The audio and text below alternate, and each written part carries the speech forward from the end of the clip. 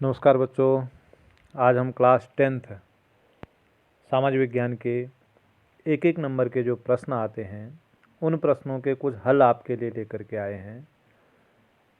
पिछले वर्ष से बोर्ड परीक्षा के पैटर्न में बदलाव आया है। अब एक एक नंबर के स्टार्टिंग के जो 16 क्वेश्चन हैं वो एक एक नंबर के पूछे जाते हैं। उसमें से आज 8 जो प्रारंभिक पहले के क्वेश्चन हैं वो वस्तुनिष्ठ प्रकार के हैं, उनमें आपको बहुविकल्पीय हैं, 4 क्वेश्चन आपको दिए होंगे। उसके बाद एक एक नंबर के 8 क्वेश्चन और हैं। कुल मिलाकर के 16 नंबर के जो स्टार्टिंग के प्रश्न हैं वो बहुत महत्वपूर्ण हैं, वो आपको सब्जेक्ट में स्कोर करने के लिए भी बहुत महत्वपूर्ण है। तो एक छोटा सा प्रयास आप सभी बच्चों के लिए है। वर्ष 2024 की उत्तराखंड बोर्ड परीक्षा में सामाजिक विज्ञान में अच्छे अंक प्राप्त करने के लिए ये मैंने प्रयास किया है। इसमें क्वेश्चन नंबर फर्स्ट है, यंग इटली की स्थापना किसने और कब की थी? यंग इटली की स्थापना 1831 में जोसेफ मैस्सिनी ने की थी। नेपोलियन संहिता कब लागू हुई, जिसे नेपोलियन कोड भी कहते हैं? 1804 में। फ्रांस की क्रांति कब हुई थी? फ्रांस की क्रांति 1789 में हुई थी। फ्रेडरिक सारियो कौन था? फ्रेडरिक सारियो एक फ्रांसीसी कलाकार था। वियना कांग्रेस कब हुई थी? वियना कांग्रेस 1815 में हुई थी। जर्मेनिया और मारियान कौन थी? जर्मेनिया जर्मन राष्ट्र का, जबकि मारियान फ्रांसीसी राष्ट्र का प्रतिनिधित्व करते थे। ये एक नारी रूपक चित्र थे। भारत सरकार द्वारा वर्नाक्युलर प्रेस एक्ट कब पारित किया गया? 1878 में वर्नाक्युलर प्रेस एक्ट पारित किया गया। इसके तहत भारतीय समाचार पत्रों पर कठोर प्रतिबंध ब्रिटिश सरकार ने लगा दिया था। साइमन कमीशन की नियुक्ति कब हुई? साइमन कमीशन की नियुक्ति 1927 में हुई। और साइमन कमीशन भारत कब आया? 1928 में। 2 अलग अलग प्रकार के प्रश्न हैं, ध्यान रखना। असहयोग आंदोलन की स्वीकृति कांग्रेस के किस अधिवेशन में मिली थी? 1920 नागपुर अधिवेशन में। खेड़ा किस राज्य में स्थित है? खेड़ा गुजरात में स्थित है। ईश्वर मुद्रण ईश्वर की दी हुई महानतम देन है, सबसे बड़ा तोहफा है, यह किसने कहा था? यह मार्टिन लूथर किंग ने कहा था। मुद्रण ईश्वर की दी हुई महानतम देन है, सबसे बड़ा तोहफा है। जंगल बुक पुस्तक के लेखक कौन है? जंगल बुक पुस्तक के लेखक रुडयार्ड किपलिंग हैं। भारत में कपास उत्पादक 2 प्रमुख राज्य, भारत के जो कपास उत्पादक राज्य हैं उनमें महाराष्ट्र, गुजरात और मध्य प्रदेश हैं। अगला प्रश्न आता है, जल पुनर्भरण के 2 माध्यम कौन कौन से हैं? जल पुनर्भरण के जो 2 माध्यम हैं उनमें हैंडपंप है और परित्यक्त कुएं, अर्थात ऐसे कुएं जो छोड़ दिए गए हैं। अभ्रक किस प्रकार का खनिज है? अभ्रक एक अधात्विक खनिज है। बहुत इंपॉर्टेंट प्रश्न है। वयस्क मताधिकार से क्या आशय है? एक निश्चित आयु के पश्चात सभी लोगों को बिना किसी भेदभाव के मत देने का अधिकार सार्वभौमिक एवं वयस्क मताधिकार कहलाता है। भारत के 2 राष्ट्रीय दलों के नाम लिखे।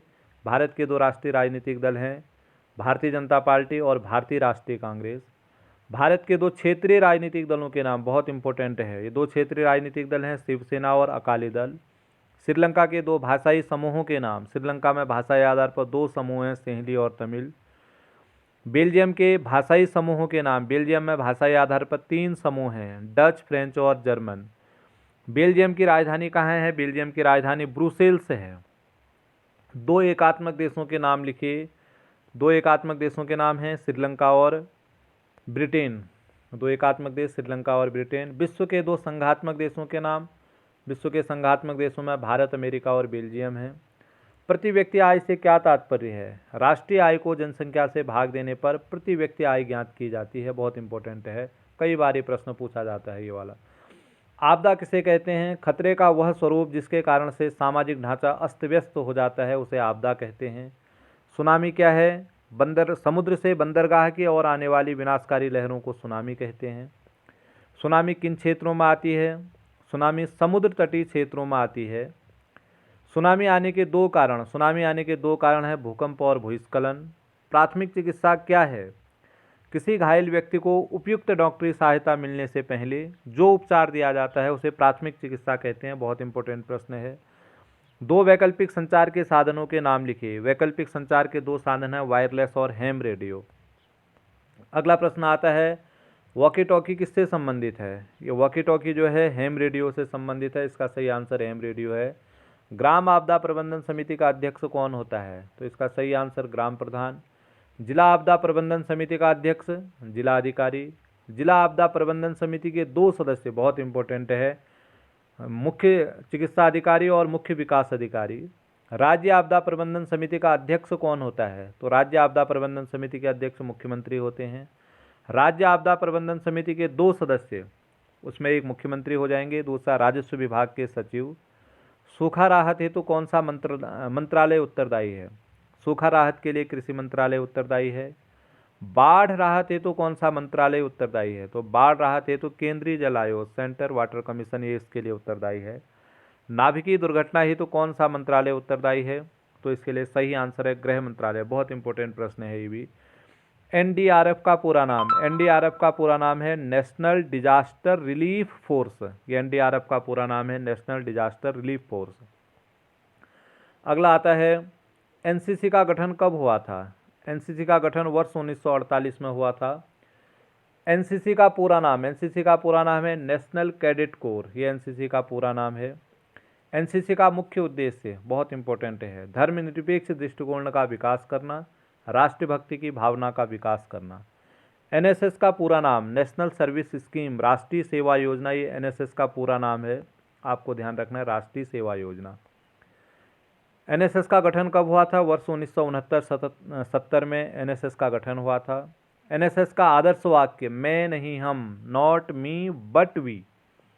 एनएसएस का प्रतीक चिन्ह, एनएसएस का प्रतीक चिन्ह कोणार्क सूर्य मंदिर का जो रथ का पहिया है वह एनएसएस का प्रतीक चिन्ह है।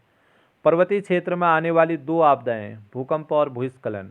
प्रिंटिंग प्रेस का आविष्कार किसने किया? गुटेनबर्ग ने 1448 में, और पहली पुस्तक जो छापी वह बाइबिल थी। खरीफ की 2 फसलों के नाम लिखें। खरीफ की 2 फसलों के नाम चावल और मक्का हैं। रबी की 2 फसलें गेहूं और चना हैं। उस खनिज का नाम बताइए जो एल्युमिनियम से प्राप्त होता है। उस खनिज का नाम बताइए जिससे एल्युमिनियम प्राप्त होता है। तो इसका सही आंसर आ जाएगा बॉक्साइट। बॉक्साइट से एल्युमिनियम प्राप्त होता है। अगला प्रश्न आएगा कृषि आधारित 2 उद्योगों के नाम बताइए। तो कृषि आधारित 2 उद्योग हैं सूती वस्त्र उद्योग, चीनी उद्योग। खनिज आधारित 2 उद्योग लोहा इस्पात उद्योग और सीमेंट उद्योग।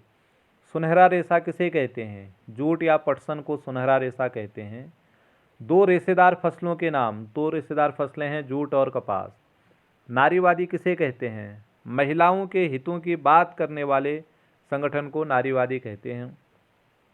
अमेरिकी समाज के 2 सामाजिक विभाजन, अमेरिकी समाज के 2 सामाजिक विभाजन है श्वेत और अश्वेत। वैध सरकार क्या है? जनता द्वारा चुनी गई बहुमत वाली सरकार को वैध सरकार कहते हैं। बहुत इंपॉर्टेंट प्रश्न है।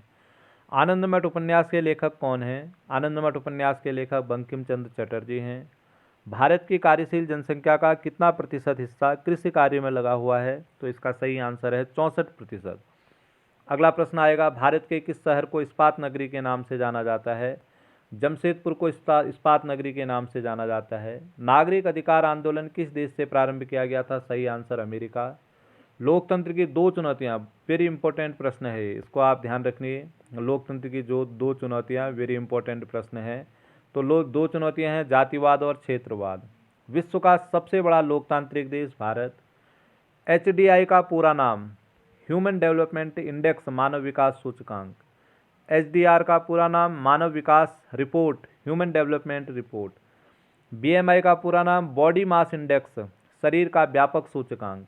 यूएनडीपी का पूरा नाम यूनाइटेड नेशन डेवलपमेंट प्रोग्राम, संयुक्त राष्ट्र विकास कार्यक्रम। श्वेत क्रांति से क्या आशय है? दुग्ध उत्पादन में वृद्धि सुनिश्चित करने के लिए चलाया गया कार्यक्रम श्वेत क्रांति कहलाता है। अगला प्रश्न आता है एलपीजी का पूरा नाम क्या है? एलपीजी का जो पूरा नाम है वह लिक्विड पेट्रोलियम गैस है, ये एलपीजी का पूरा नाम। सीएनजी का पूरा नाम कंप्रेस्ड नेचुरल गैस। रंग भेद नीति क्या है? रंग के आधार पर होने वाला भेदभाव रंग भेद नीति कहलाता है। सर्वधर्म समभाव शब्द से क्या तात्पर्य है? सभी धर्मों के साथ समानता का व्यवहार सर्वधर्म समभाव कहलाता है। सूचना का अधिकार से क्या तात्पर्य है? सूचना पाने का अधिकार भारत में अक्टूबर 2005 में पारित हुआ था। इसके तहत नागरिक सरकारी विभागों के कार्यक्रम की सभी सूचनाएं पाने का अधिकार रखता है। बहुत इंपॉर्टेंट प्रश्न है ये। कोई 2 गैर सरकारी संगठनों के नाम। 2 गैर सरकारी संगठन है अजीम प्रेमजी फाउंडेशन और मिशनरीज ऑफ चैरिटीज। बेलन या चर्म पत्र क्या है? जानवरों की खाल से निर्मित लेखन की सतह को बेलन या चर्म पत्र कहा जाता है। भारत का कुल भौगोलिक क्षेत्रफल 32.8 लाख वर्ग किलोमीटर ये भारत का कुल भौगोलिक क्षेत्रफल है। गैर परंपरागत ऊर्जा के दो साधनों के नाम। गैर परंपरागत ऊर्जा के दो साधन हैं, सौर ऊर्जा, पवन ऊर्जा। परंपरागत ऊर्जा के दो साधन, कोयला और खनिज तेल। सरदार सरोवर बांध किस राज्य में है? इसका सही आंसर है गुजरात। जातिगत भेदभाव से मुक्त समाज की व्यवस्था बनाने वाले दो समाज सुधारकों के नाम। राजा राममोहन राय और ज्योतिबा फुले। दूध किस प्रकार का उत्पाद है? दूध एक प्राकृतिक उत्पाद है, ये इसका सही आंसर है। मुद्रण की पहली तकनीक किस देश में विकसित हुई? इसका सही आंसर है चीन। एफ्रो अमेरिकन किसे कहते हैं? अफ्रीका से अमेरिका गए हुए अश्वेत लोगों को एफ्रो अमेरिकन कहते हैं। वेरी इंपॉर्टेंट प्रश्न है। लोकतंत्र की परिभाषा लिखिए। लोकतंत्र शासन का वह स्वरूप है जिसमें शासन की संपूर्ण शक्ति जनता में निहित होती है, ये इसका सही आंसर है। भारत की इलेक्ट्रॉनिक राजधानी बेंगलुरु। बेंगलुरु कर्नाटक में स्थित है। सर्वोत्तम गुणवत्ता वाले कोयले की किस्म तो एंथ्रेसाइट है। कोयले के 4 प्रकार होते हैं, एंथ्रेसाइट, बिटुमिनस, लिग्नाइट और पीट। जो एंथ्रेसाइट कोयला है वो सर्वोत्तम किस्म का कोयला होता है। गठबंधन सरकार किसे कहते हैं? दो या दो से अधिक राजनीतिक दलों से मिलकर बनने वाली सरकार को गठबंधन सरकार कहते हैं।